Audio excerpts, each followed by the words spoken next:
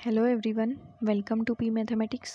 इस वीडियो में हम जून 2018 में रियल एनालिसिस से पार्ट सी के जो क्वेश्चंस पूछे गए हैं उनका सोल्यूशन देखेंगे।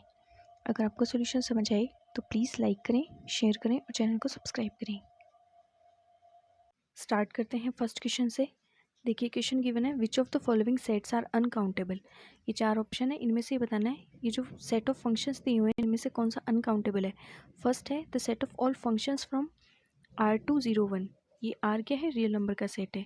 तो कोई फंक्शन डिफाइन है हमें रियल नंबर के सेट से इस सेट पे जिसमें दो एलिमेंट्स है 0 एंड 1। ठीक है, तो ये बताना है ये अनकाउंटेबल होगा या नहीं होगा। Second the set of all functions from natural number 201। Third the set of all finite subsets of natural number and fourth the set of all subsets of natural number. देखिए सॉल्यूशन अनकाउंटेबल बताना है and part सी से आया question है, तो check करते हैं कितने ऑप्शन करेक्ट होंगे। देखिए first option the set of all functions from R201।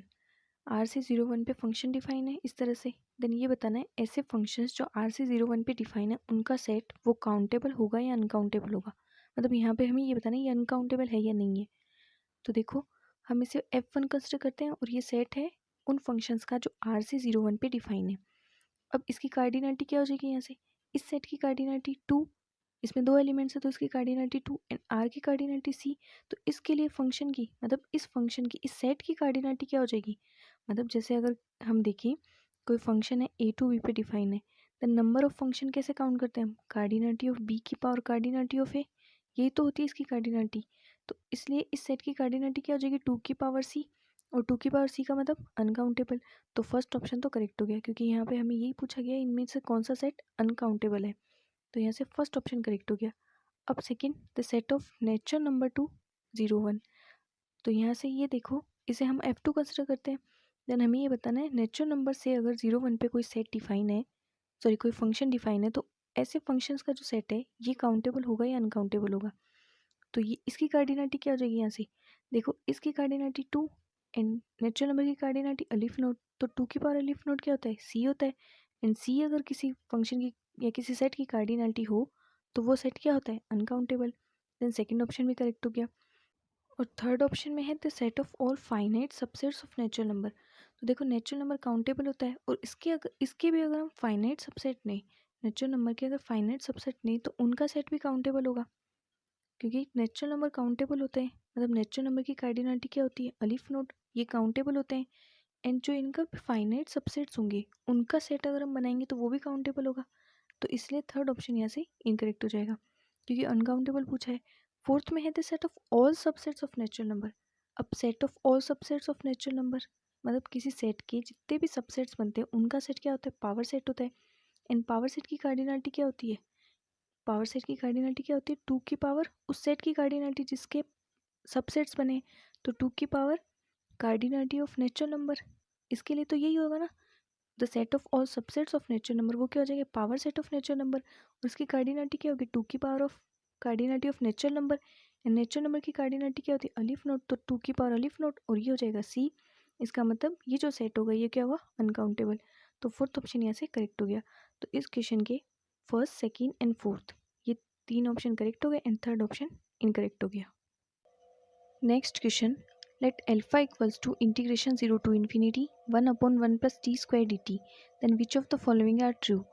First, d alpha upon dt equals to 1 upon 1 plus t square. Second, alpha is a rational number. Third, log alpha equals to 1 and fourth, sin alpha equals to 1. देखिए solution, देखो यहाँ पे alpha given है integration 0 to infinity 1 upon 1 plus t square d t. तो ये एक indefinite integral है, तो इसके लिए जो डिफरेंशिएशन होगा वो ये इसके इक्वल नहीं आएगा। मतलब ये पॉसिबल नहीं होगा 1 अपॉन 1 प्लस टी स्क्वायर जो D alpha upon d T के इक्वल आ जाए, ऐसा पॉसिबल नहीं है। तो यहाँ से ये जो डिफरेंशिएशन होगा ये इक्वल नहीं होगा 1 अपॉन 1 प्लस टी स्क्वायर के। देन देखिए ऑप्शन, फर्स्ट ऑप्शन में d alpha upon d t equals to 1 upon 1 plus t square, ये ऑप्शन इनकरेक्ट हो जाएगा। फिर इसका इंटीग्रेशन करेंगे हम, मतलब ये जो वैल्यू दी हुई है इसको क्या करेंगे, इंटीग्रेट कर देंगे यहाँ से। तो क्या आ जाएगा integration 0 to infinity 1 upon 1 plus t square, और 1 अपॉन 1 प्लस टी स्क्वायर इसका इंटीग्रेशन होगा tan inverse t, and limit रखेंगे 0 टू इन्फिनिटी। तो tan इनवर्स टी इंटीग्रेशन की लिमिट है 0 टू इन्फिनिटी। अप्लाई करेंगे तो पहले upper limit tan inverse infinity and minus lower limit tan inverse 0। Then tan inverse infinity, 10 में π/2 पे वैल्यू इन्फिनिटी आती है तो π/2 एंड 0 0 पे ही आती है, तो अल्फ़ा की वैल्यू आ गई π/2। ये रेशनल नंबर नहीं है, तो इसलिए सेकंड ऑप्शन इनकरेक्ट हो जाएगा, क्योंकि सेकंड ऑप्शन में alpha is a rational number, then second option incorrect हो गया। अब log alpha equal to 1 and fourth है sin अल्फ़ा इक्वल टू 1, तो ये और फाइंड करना है हमें। अब यहाँ से हमारे पास अल्फ़ा है π/2, देन log अल्फ़ा क्या जाएगा log π/2। अब log π/2 की वैल्यू तो 1 के इक्वल होती नहीं है, तो इसलिए थर्ड ऑप्शन में इनकरेक्ट हो गया, क्योंकि उसमें दिया हुआ है log alpha equal to 1, then third option incorrect हो गया। एंड sin अल्फ़ा, तो sin π/2, अल्फ़ा की वैल्यू π/2 है, देन sin π/2 क्या हो जाएगा, sin π/2 की वैल्यू क्या होती है 1 होती है, देन फोर्थ ऑप्शन करेक्ट हो जाएगा। तो इस क्वेश्चन का हमारा फोर्थ ऑप्शन करेक्ट हुआ एंड बाकी के तीनों इनकरेक्ट हो गए। Next question, which of the following functions are of bounded variation.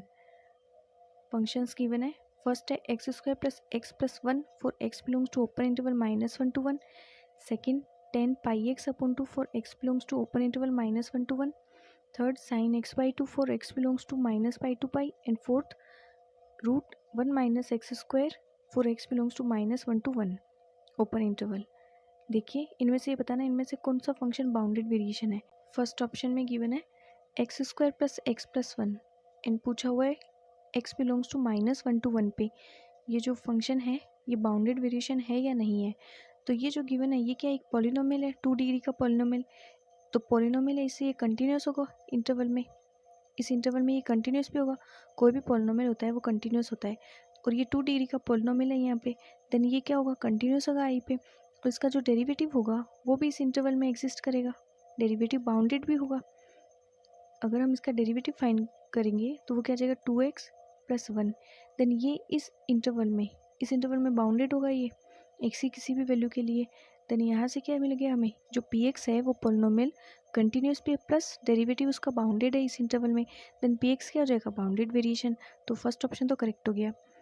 अब नेक्स्ट सेकेंड ऑप्शन में गिवन है function 10 πx/2 for x belongs to -1 to +1, तो यहाँ देखो इसका ग्राफ कैसे बनेगा 10x का ग्राफ कुछ इस तरह से, एंड जब x की वैल्यू -1 से -1 या फिर +1 की ओर टेंस करेगी, x की वैल्यू जब -1 या फिर +1 की तरफ टेंस करेगी तो उस कंडीशन में 10 πx/2 ये वैल्यू इन्फिनिटी की तरफ टेंस कर रही है, उस कंडीशन में हमें क्या मिल रहा है कि जो ये 10 πx/2 है ये बाउंडेड नहीं है इस इंटरवल में, इस इंटरवल में ये फंक्शन बाउंडेड नहीं है, जब x -1 की तरफ टेंस करेगा तो भी इन्फिनिटी एंड x +1 की तरफ टेंस करेगा तो भी इन्फिनिटी, तो अगर ये बाउंडेड ही नहीं है तो ये बाउंडेड वेरिएशन भी नहीं होगा इस इंटरवल में, देन सेकंड ऑप्शन इनकरेक्ट हो गया।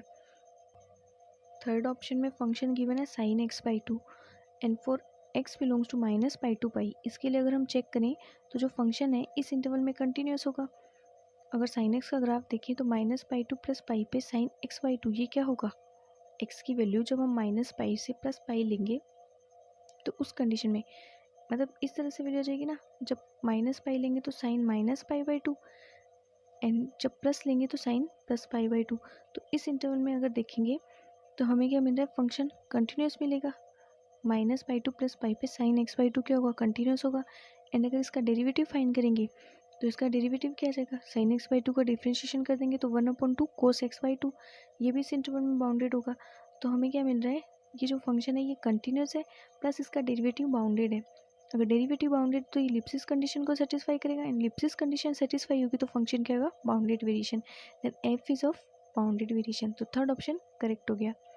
एंड फोर्थ में गिवन है फंक्शन √1 - x², इसका डेरिवेटिव फाइंड करेंगे तो क्या मिलेगा, इसका डिफ्रेंशिएशन कर देंगे तो √x क्या होता है 1/2 √x, तो यहाँ से इसका क्या हो जाएगा 1/2 √1 - x², एंड यहाँ से 1 - x² का क्या हो जाएगा -2x, तो 2 से 2 कैंसिल, देन इसका डिफ्रेंशिएशन आ जाएगा -x/√1 - x²।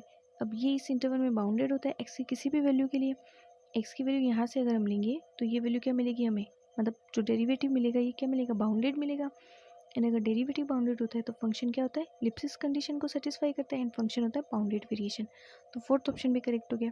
तो यहाँ से थर्ड फोर्थ एंड फर्स्ट ये तीन ऑप्शन करेक्ट हो गए, first third and fourth, and second option यहाँ से इनकरेक्ट हो गया। Next question, let a equals to t sin 1 upon t such that t belongs to open interval 0 to 2 pi, then which of the following statements are true?